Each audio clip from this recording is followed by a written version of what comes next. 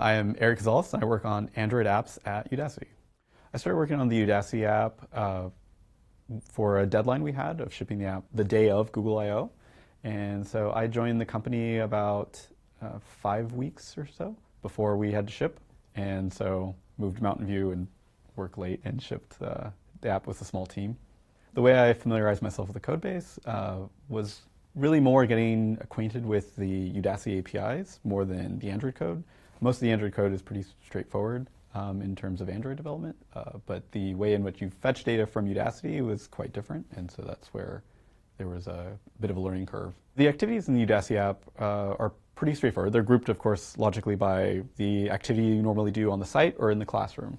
So we have the notion of a catalog, for instance. We have individual details for courses, and those are their own activities. Same thing for our authentication. You have activities for authentication or viewing your enrollments. Pretty much everything you can map to an activity that you do in the Udacity classroom maps to an activity in the Udacity app.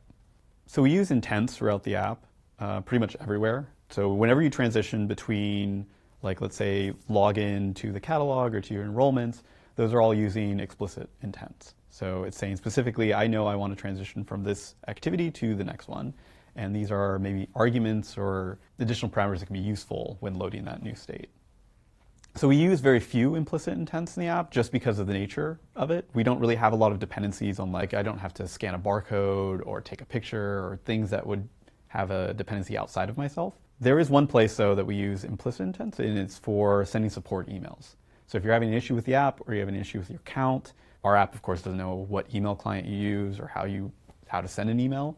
So we use an implicit intent to generate that response. So you can send a support ticket. When I want to make a button interactive for my layout, of course, when you have in your activity, I would have to find the view that maps to that button. And then once I find it, I can set a listener, a click listener on it, so that I can take a specific action on it if I want to. So that could be firing maybe a new activity, or that could be performing a network call, like enrolling a student in a course.